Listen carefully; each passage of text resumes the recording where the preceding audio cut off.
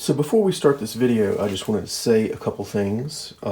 First of all, I want to thank everybody that watches our video and comments and likes and subscribes to our channel. It means a lot to us. We really enjoy making these videos, and we hope that you guys enjoy watching them. Second, I want to apologize for something you're going to see in this video. I did something in this one that I don't normally do, and I assembled and installed parts and stuff on screen, and that is a lot harder than it sounds.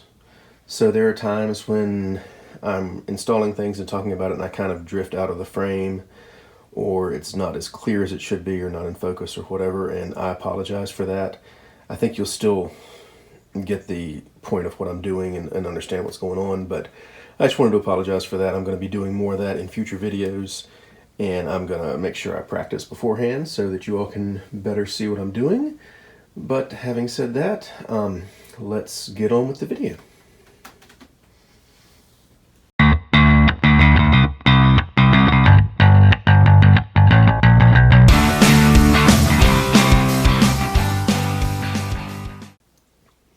Hello everybody, and welcome back to C&C RC Adventures.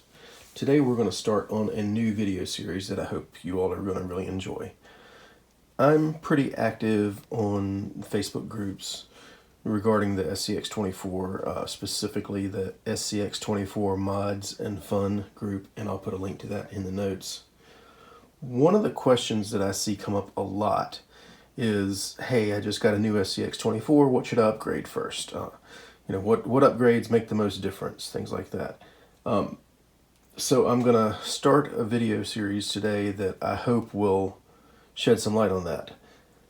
So what I'm going to do is we're going to take this stock SCX24 deadbolt, and we are going to go through some of the upgrades, talk about why we're upgrading them, show you how to do the upgrades, and then we're going to test them and see what kind of difference it makes.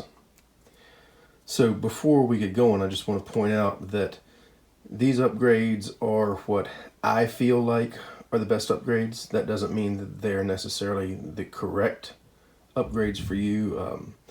If you ask 10 different people, you might get 10 different answers. But I've built enough of them and driven enough of them that I feel like I have a pretty good idea on what helps it perform better.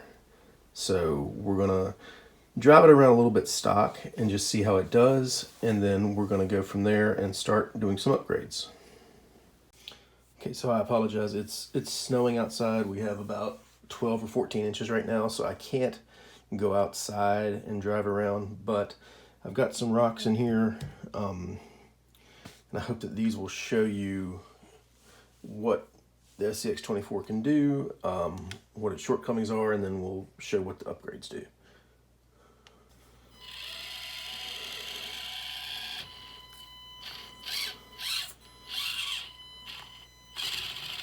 So you can see right there, the stock tires just don't have a lot of traction. I've been in RC stuff for a long time, good bit of 30 years. And as far as stock tires go, these are some of the best ones that I've seen, but that doesn't mean they couldn't be improved.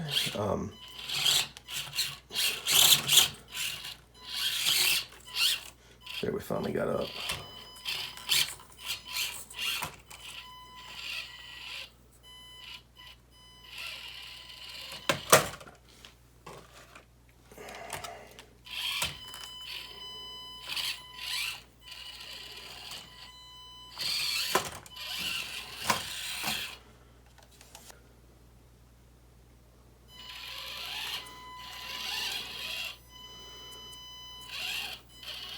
And one thing I'll point out right here too, let me see if I get the camera a little closer. Sorry for it being a little shaky. So right here, the front wheel is right up against this rock. And I'm turning the servo and it gets stuck. So the wheel only turns a little bit. The servo keeps turning just because it's got some flex in the link and the stock servo saver, so it can't really push itself off from that spot being stuck.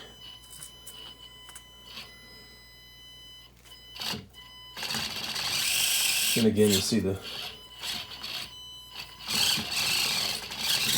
tires just aren't grabbing. So I think it's time to do a few upgrades.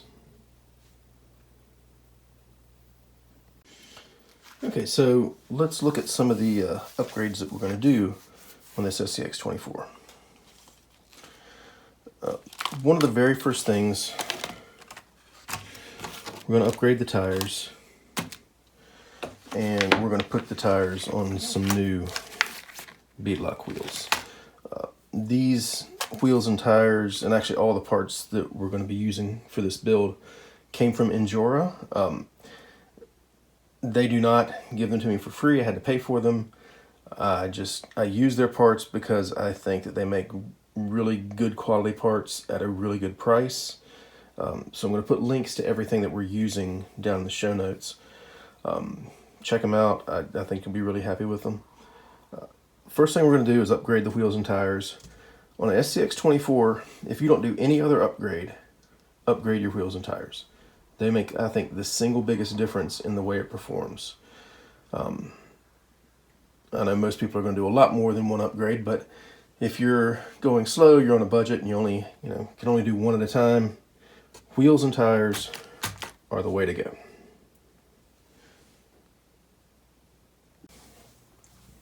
So these are our tires out of the bag. You can see the tread pattern on them. Here they are compared, stock deadbolt tire on the left, and then our new tires on the right. So they're about the same height. The width is a little bit wider, tread pattern's a little different, and this rubber is a little bit softer than what comes on the deadbolt, so these ought to work pretty well. Now let's take a look at the wheels.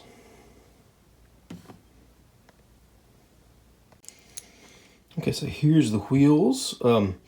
They are beadlock wheels, so the back is a different piece than this ring. This ring comes off.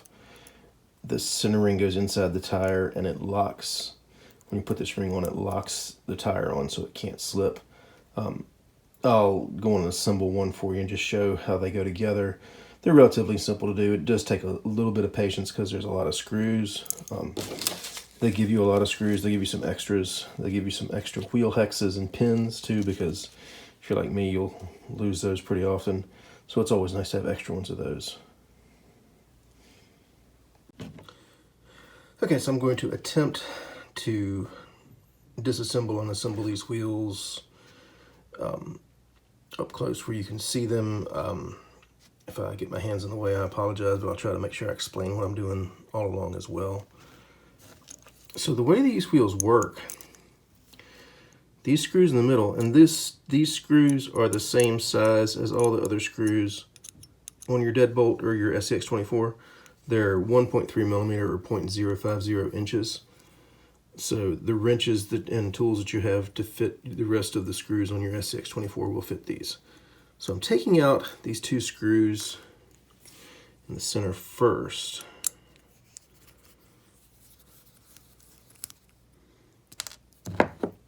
And when I do that,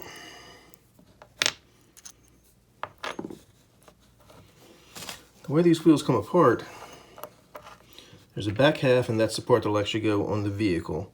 So it'll go, on here in place of that wheel. This goes inside the tire.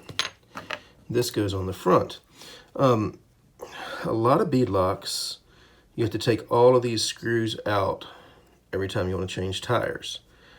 These, with the way they come apart, you'll only have to take out these 6 center ones, and I think that's a really nice way of doing this. This is something new that I haven't seen before, so I'm just finding this out myself. So the first thing I'm going to do is I'm going to go on and put all these small screws in the outside. So it comes with 2 different lengths of screws. It comes with these shorter ones. It comes with a lot of those, and they go in the outside ring. It comes with some of these longer ones, and they go in the center.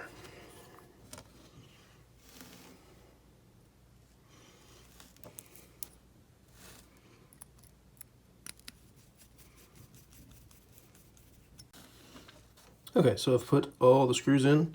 There are 15 of them. So that's 60 of those screws you have to put in for the whole set of wheels. So now we're going to get one of our tires. These particular tires, the tread can go either direction. Some tires will be directional, so you have to decide which way you want to run them. These, it's the same either way, so it doesn't matter.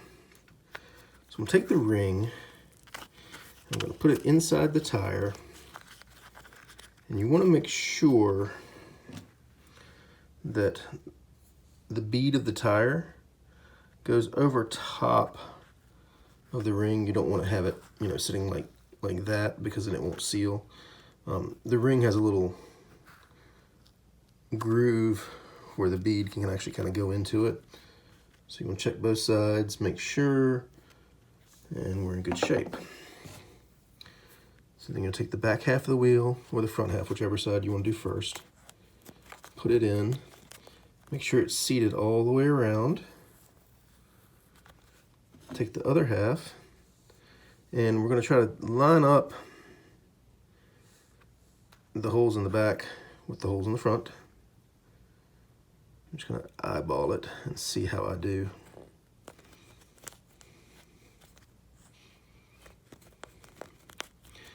Again, when you're putting it in, make sure the tire's seated all the way around, and it's even before you start actually putting screws in. I'm going to take some of the longer screws, put them in these holes in the middle here. Okay, my eyeballs weren't that good that time. Let's get them lined up better.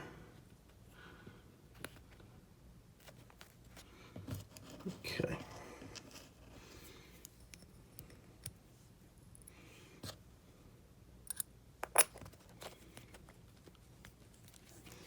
So I got the screw in there. I'm just going to tighten it down.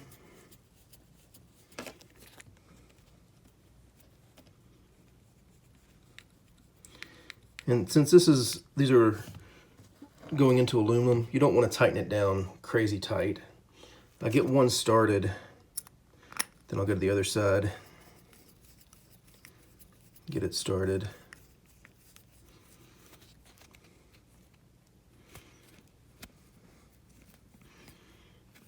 Sorry. It's a lot harder to do it from behind my phone than looking directly at it.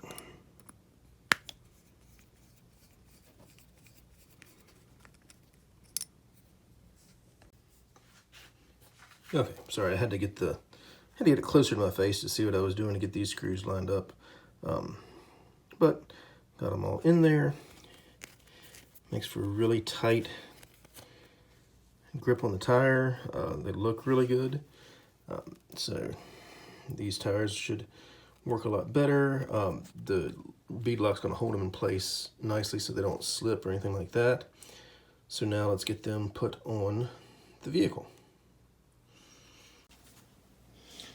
So we have a wheel completely assembled. So now we're going to put it on the vehicle. So the wheels are held on by a 4mm lock nut. So you'll need a 4mm wrench to take it off. I have this style. There are a bunch of other styles out there. I'll try to put a link in the notes to where you can get one. They're pretty easy to find. So we're just going to take off that nut.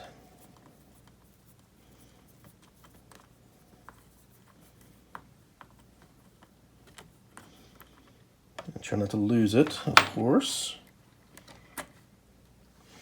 And when I took this off, the hex came out with it, so I'm just going to pop that out real quick and show you what I'm talking about.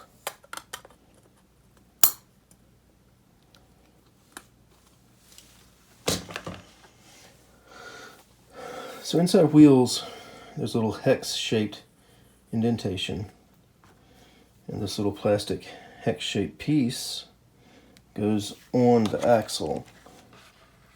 You can see, I hope you can see, there's a little pin that goes through the axle, sorry, get in front of the camera. It goes through the axle, and that pin is not really held in by much. It's pretty loose. So you want to be careful when you're doing this that you don't pop that pin out or lose it or whatever, because they're hard to find once they hit the floor. The hex itself has little grooves. Those grooves line up with that pin when it slides down, and that's what makes the hex spin when the axle spins, which makes the wheel spin. So we have our new wheels, and I think it's a little easier to take the hex off, just pop it down inside the wheel, but whatever works. You can leave the hex on and put it down that way. In fact, these are a little tight. There they go. So just put that little hex piece down inside the wheel. And again, it's got those grooves, so I'm going to line those grooves up with the pin in the axle. I'm going to pop it on, and then I'm going to take it and put the nut back on.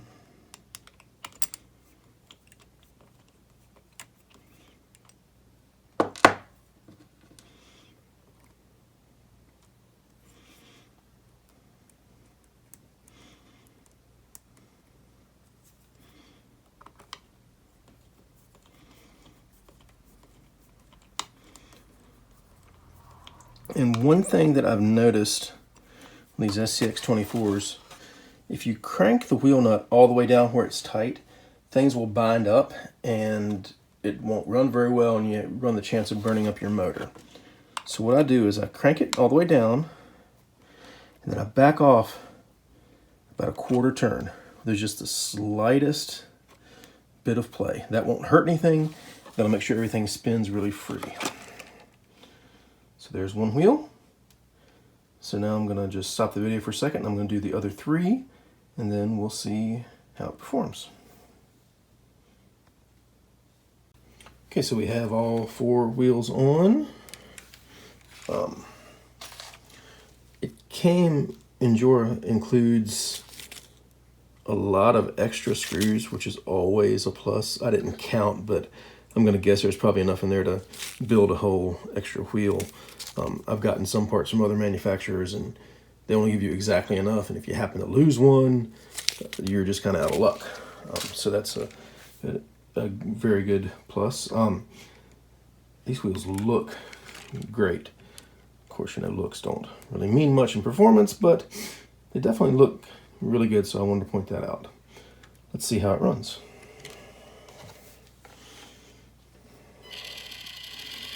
So this is the line that it was spinning on before with the stock wheels. It went right up, no problem.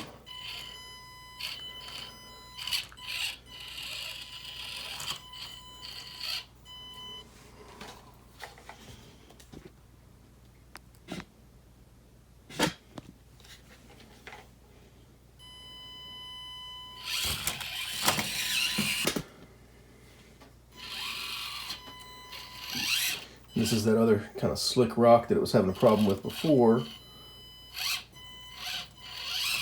No problem at all with the new tires. That's my fault. I drove into a ditch. That has nothing to do with the tires. Sorry about that.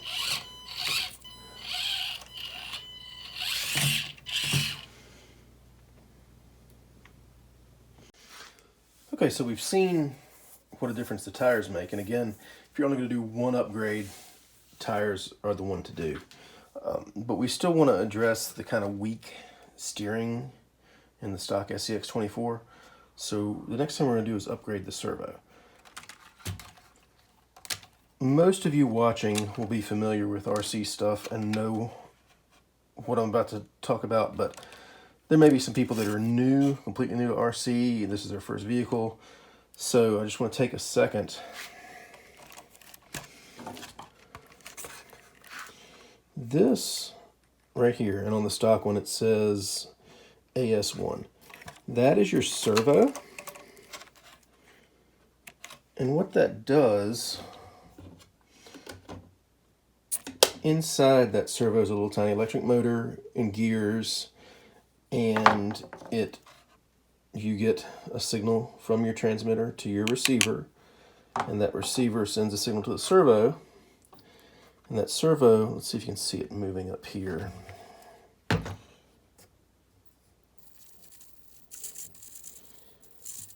The output shaft of the servo moves, and that moves the servo saver, which is linked to the steering link, and that's what makes your wheels go back and forth when you turn the wheel on your transmitter.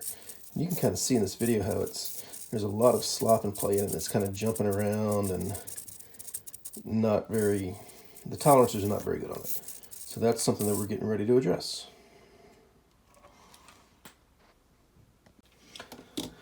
So we're going to upgrade the servo, and we're also going to upgrade the steering link. And that will take all the slop out of the front end, and will also make the front end steer a lot sharper and have a lot more strength. Here's the servo. This is an Emax ES08MA2. There are a lot of servos out there. Some are super expensive. This one's on the less expensive side, but it works great. I run these in all my vehicles and don't have a single complaint out of them. There's a new tray, which the servo is going to sit down in and mount to.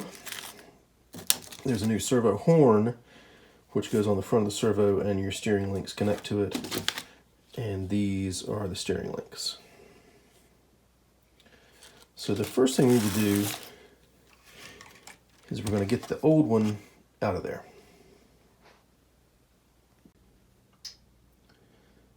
Okay, so we're going to replace the servo.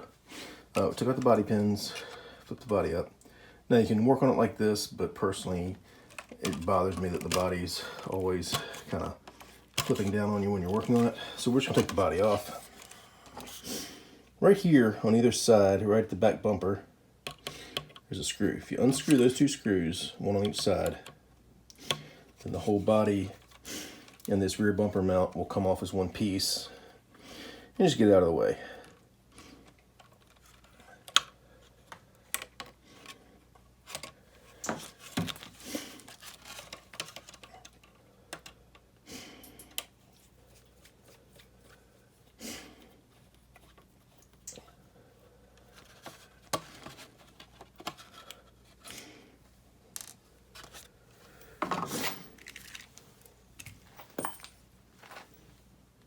So the first thing that we're going to do, I'm going to unplug the servo.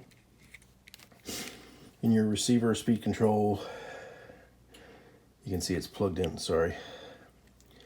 You can see it's plugged into the steering channel. We're just going to unplug that. Grab it by this plastic plug, not by the wires. Just grab it and pull it out. This one's kind of tight, so you just wiggle it back and forth a little bit. There we go. And so we're going to be replacing this servo. There's a mount that the servo sits in, a little tray. You can't really see it very well. This piece, and this piece. So I'm going to start by unscrewing this steering link in the front. So there's a screw right here that goes in the steering knuckle. We're going to take that out.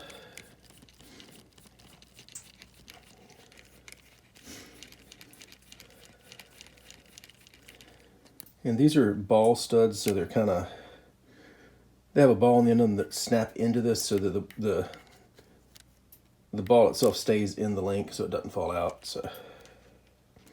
So once you unscrew, I'm sorry, let me get back where you can see what I'm doing. So once you unscrew it, you don't have to worry about losing the screw.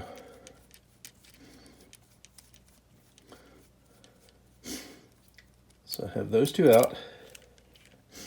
Then on the servo on either side, there's a screw. I'm going to take those out.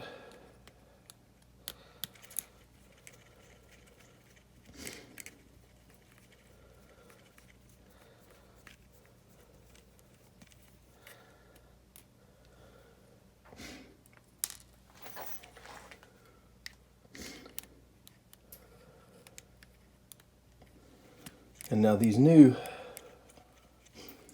mounts and links and stuff come with replacement screws. So just these screws you're taking out, just hang on to them because you'll always need extra screws. Okay. And once you get that screw out, the whole servo will come out as one piece.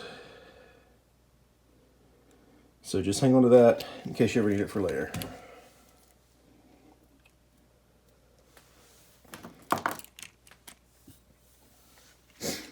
Now, we're going to replace this tray.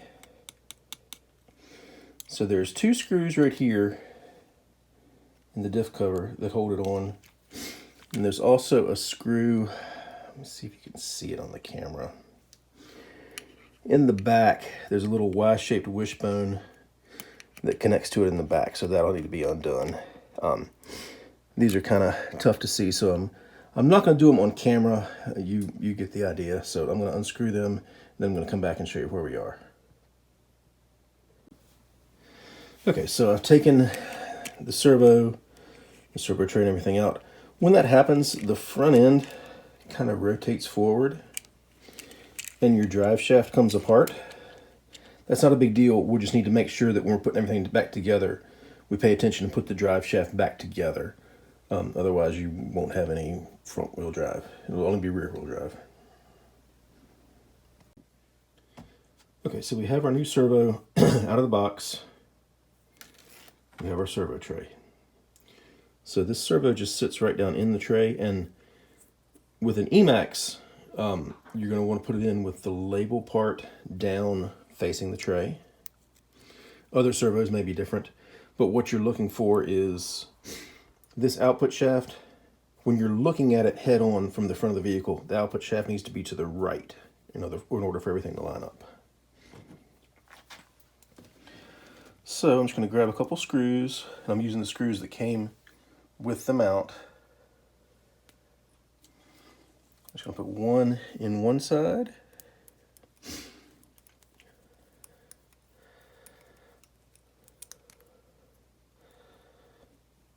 There we go.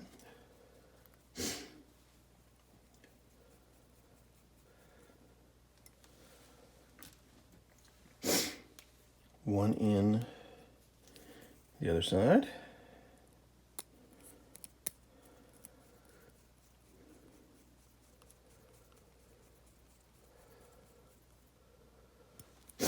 Now, one thing I'll point out to you,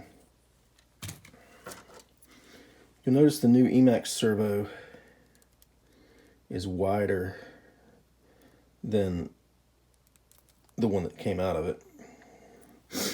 So these ears that mount the servo to the tray will hit on the frame rails.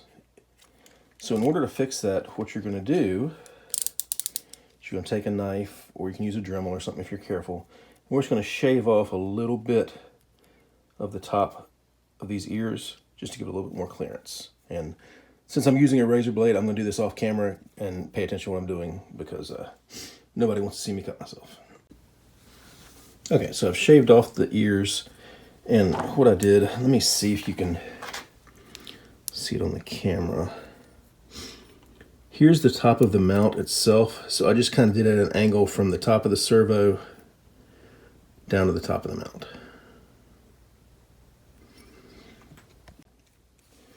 So now we're going to put the servo and servo tray back in. So we're going to start. We took out these top two screws on the diff cover. So it has a little groove that fits down over top of it, or inside it. It just snaps into place. Then we're going to use, the screws that came out of there are longer, so we're going to use some of the longer screws to go in these two holes.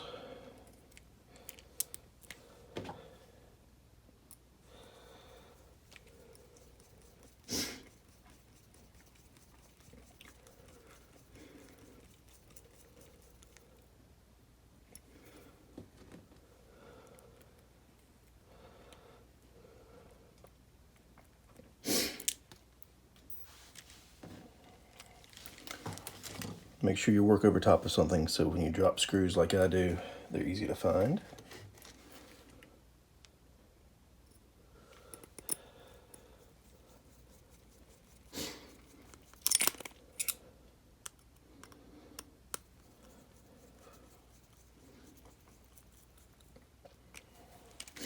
And now we're going to line up our drive shaft, the two halves of the drive shaft, and then hook up this Y linkage to the back of the servo tray. And again, this is kind of a weird angle, so I'm gonna do this off the camera, but if you have any questions when you're working on it, just leave a message or something and I'll walk you through it. It's pretty straightforward. Okay, so we have our servo in, everything attached back up like it's supposed to be. You'll notice that the wire coming off this servo is a lot longer than the stock one. So you can do several things with it. Here's what I like to do. Just going to kind of feed up through the bumper here. I like to take a tool. I mean, you can use your hex wrench or a screwdriver or whatever. And I just wrap it around. Just kind of make sure it's all laying flat. Doesn't really matter which way you go. You can start at the servo, you can start at the plug, you can do either one. Just keep wrapping it.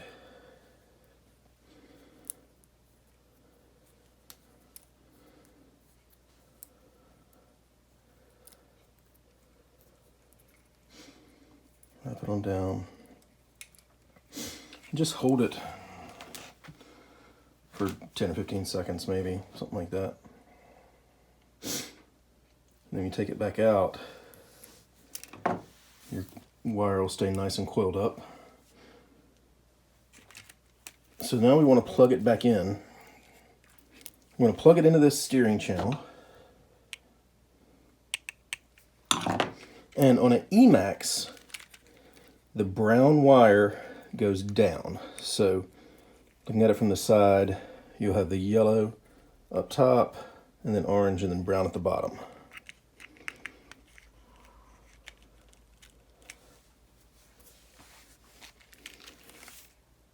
So now, we'll plug up the battery, and it's plugged up. Turn it on. Turn your radio on. And the steering trim, which is this channel 1 button, we're going to go on and center it at the 0. And so you see our I don't know if you can see it with those headlights, but you can see the steering horn turning back and forth. But we go on and center it. And then while it's on, we're going to go on and put our steering horn on. That way we know where it goes.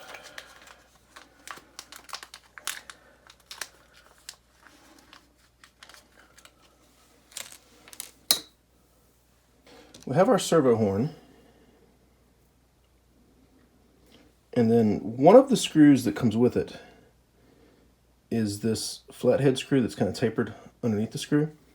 That'll allow it to sit flush inside the servo horn.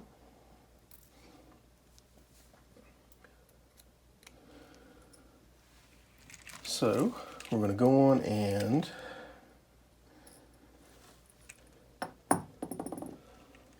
put the servo horn on as straight as possible. You may have to turn it to the slide just slightly. We're going to put it on. You can go on at this point and turn everything off, because now the servo horn's on, it's going to stay where it needs to be. Put the screw in, tighten it down.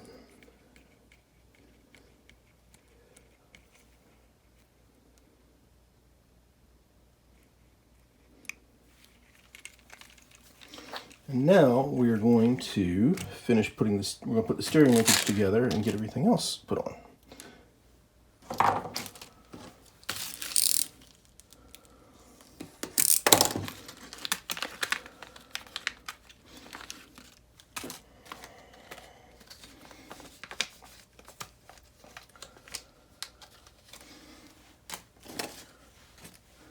So in this bag, you're going to get 2 pieces. and they match up to the two pieces that we took off. These come with brass pivot balls and little O-ring washers. A lot of people find these kind of tricky to put together. One thing that I've found that helps is I'm going to take the pivot ball, I'm just going to put it on the end of my tool here, and that will let me hold on to it while I put these O-rings on.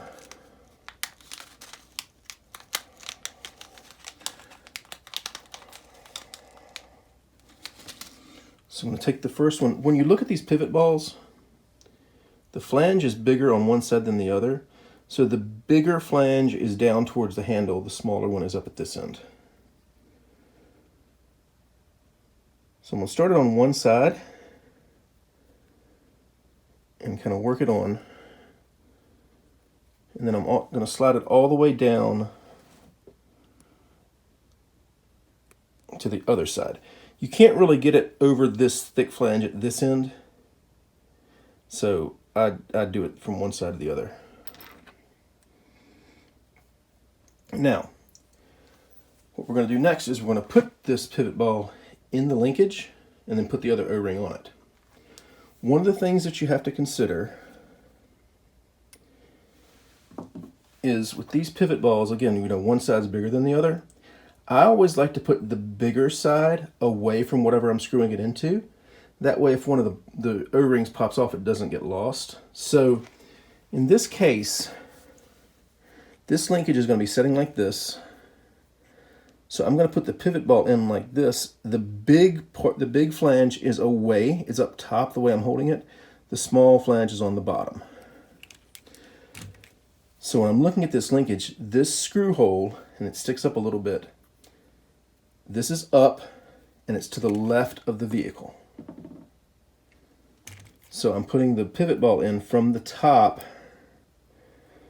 with the big flange on top. And then I'm just going to put the O-ring on the other side.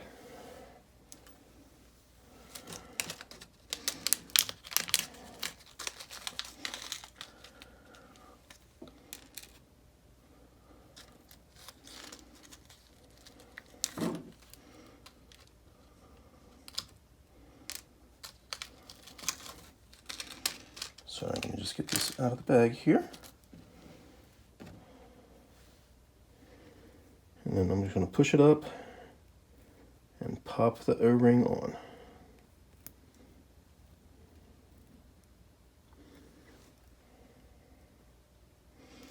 Sorry, again, I'm going to do this off camera. It's just easier to see what I'm doing.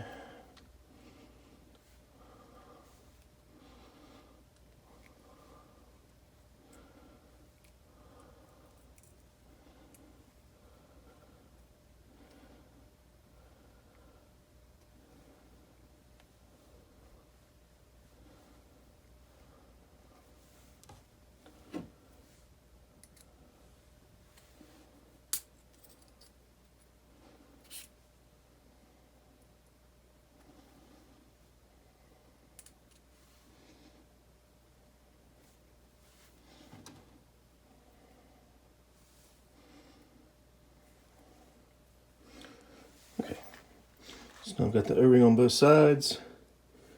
You just want to make sure your link is in the center and that everything pivots freely.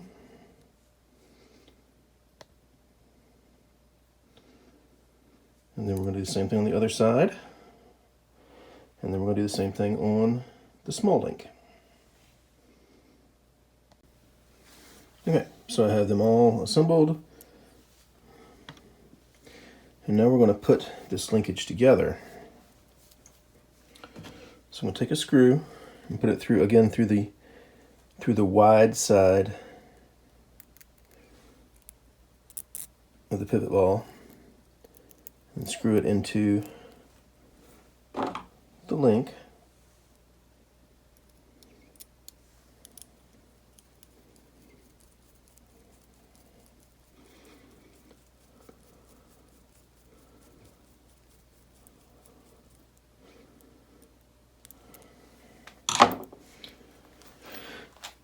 And then we're going to put this back on the vehicle.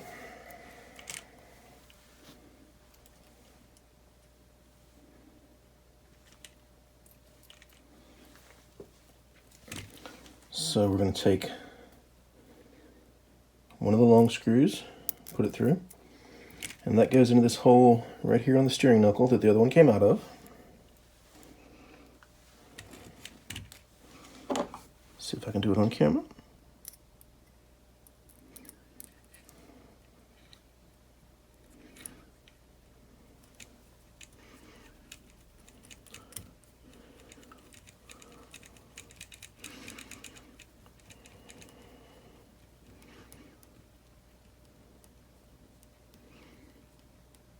Okay, now you're screwing into plastic, so when it starts to get tight, back off.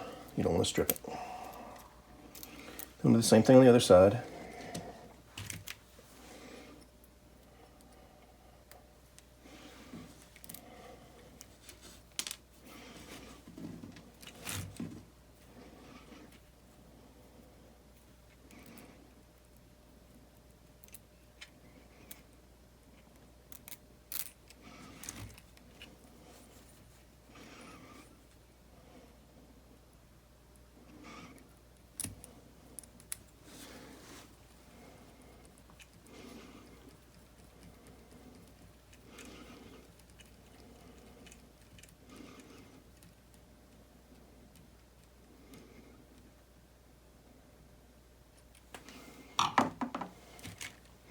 Now all that remains is we need to attach this small linkage to the servo horn.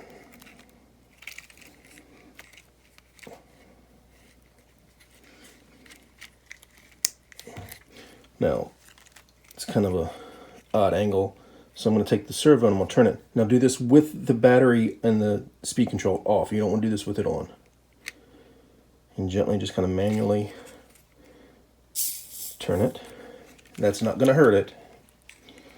And then we're going to take, and I'm not going to try to do this on camera, but I'm going to take the screw and I'm going to come in from the back side this way, in through the servo horn and then into the linkage. I'm sorry, into the linkage first, then the servo horn. You'll see it in just a second. Okay, so we have the screw in, so we have our front end all put back together. You'll notice on this servo horn, there are 3 holes. The further away from the center, the more steering you're going to have. And the quicker it's going to steer. So, you know, this will be the slowest. This will be the fastest. I put it in the middle for now, and we may end up changing that around, but we'll just see how it goes. So I'm going to put the body back on it now and turn everything on, and we're going to see how it works. Okay, so I put it back in that same spot where it got kind of jammed up before and the stock servo wasn't doing anything.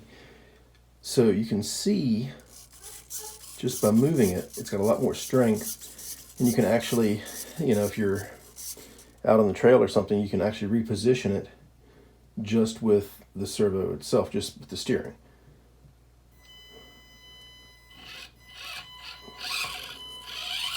And it's got a lot more strength when you're up against things. See, you can see how strong it is, and it's moving the tires.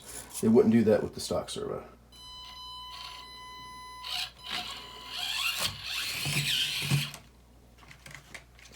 So once you get it on, you may notice that your front wheels are not straight. This knob that we straightened earlier, we set at 0, that's your steering trim, and that will adjust those wheels. So you're going to turn it one way or the other, get it as straight as you can, and then put it down and drive it, and you may have to fine tune it. Holding in the air only gets it so close. Once you drive it, you can fine tune your steering some more.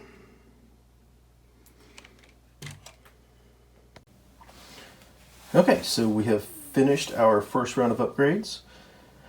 We've put some new wheels and some new stickier tires on, and we've made the front end steering a lot stronger. Again, these are what I think are some of the best upgrades. So, give them a try and see what you think. I'd love to hear what you think in the comments below. Look for part 2 of this video coming very soon, so make sure you subscribe so you get notified when that video is out, and we will see you then. Thanks.